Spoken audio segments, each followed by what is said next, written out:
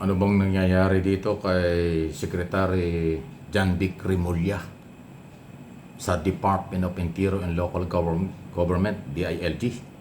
Napakahalagang departamento sa peace and order, napakahalagang departamento sa good governance, napakahalagang departamento sa pagpapatupad ng mga batas. Kaya mahalaga rin na ang kanyang sinasabi at mga ginagawa ay nangyayari at nagkakaroon ng resulta. Iso lang po, walang personalan, Secretary, at doon sa kanyang mga supporters. Okay? Kasi marami siyang sinabi parang hindi pa nangyayari. Itong huli na kanya sinabi na siya ay pupunta ng Europe. Kanya daw ipapahuli. At ang lakad niya kung ano man sa pamamaraan ay si Harry Roque. Hinamon siya ni Harry Roque na hinihintay daw niya ang pagpunta ron ni Remulla. Baka daw si Remulla ang kanyang ipa-aresto, ipahuli. O nakita mo? Ganyan ang sagot. Pero wala nga nangyari until now. Hindi pa lumilipad si Remulla. Yung kanya sinabing siya pupunta ron hanggang press release lang. Eh kung hindi ka naman sigurado, Secretary, dapat hindi mo na sinabi. Kaya ngayon, ang lumalabas, perception ng tao, natakot ka kay Roque. Dahil sabi ni Roque, hinihintay kita rito, ikaw ang aking ipapa-aresto. O, kita nyo? Yung wanted, pugante, nagtatago sa batas ng Pilipinas, nagtatago dahil may warrant of arrest, siya pa yung nanakot. Tapos yung secretary ng cabinet secretary ni Pangulong Marcos, department secretary, yung kanya sinabi hindi niya magawa at hindi pa nagagawa. Anong nangyayari sa iyo, Secretary? Panindigan mo ang sinasabi mo. Kung hindi, huwag mo na sabihin. Kasi ang kinakatawan mo ay Office of the President, taong bayan ng Pilipinas. Dapat pag sinabi mong pupunta ka ron, huhulihin mo, si Roque dapat ginawa mo. O kaya, saka mo sinabi nung ikaw ay nandun na. Ngayon sinabi mo ilang linggo na, walang nangyari. Para tuloy ang dating puro ka plano, puro ka salita, kulang sa gawa. Walang personalan, issue lang po. Dahil kasi maraming galit dito sa nangyayaring ito. Na tayo ay pinaglalaroan ni Harry Roque. Pinagtaguan ng bansa, iniinsulto ang Pangulo, iniinsulto ang mga Pilipino at ang Philippine Court. Alam kong bakit? Alam kong bakit ko sinasabi yun sa aking interpretation at opinion. May kaso, may warrant of arrest, ayaw niya sumurrender, nagtatago siya doon sa kanyang karapatang political asylum. Di ba?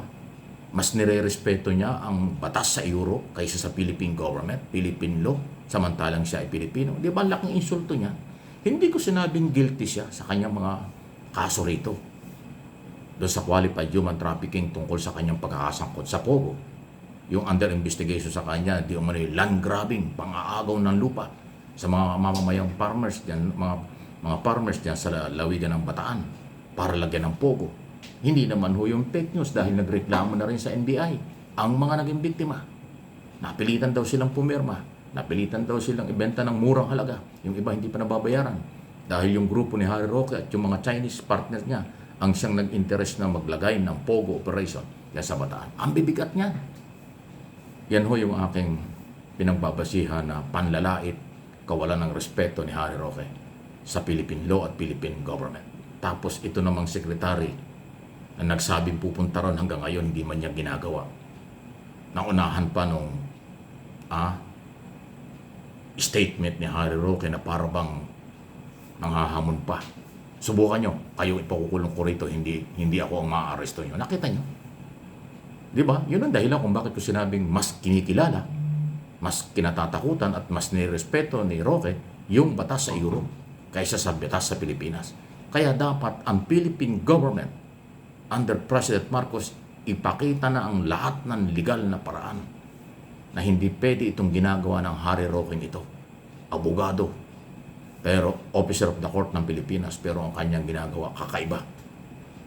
Yan ay pang-iinsulto hindi lang kay Secretary, hindi lang kay Pangulong Marcos, kung hindi sa mga Pilipinong matitino at nagmamahal sa Pilipinas. Yang ganyang klase. Hindi chismis yung kanyang kaso, nakapay lang kaso. Hindi chismis ang warrant of arrest, court order yan. Hindi maipatupad, pinagtataguan, at hindi nire-respeto. Kaya Secretary, please lang po, issue lang. Huwag mo sabihin kung hindi mo kayang gawin. At kung gusto mong gawin, gawin mo na. ipakita mo sa mga Pilipino at kay Pangulong Marcos na ang sinabi mong pupuntahan mo doon si Harry Roque ay dapat mong ginawa at dapat mong gawin para malaman ko hanggang saan ang authority mo at kapangyarihan ng Philippine government sa isang Pilipino na nagtatago sa kanyang pananagutan dito sa Pilipinas.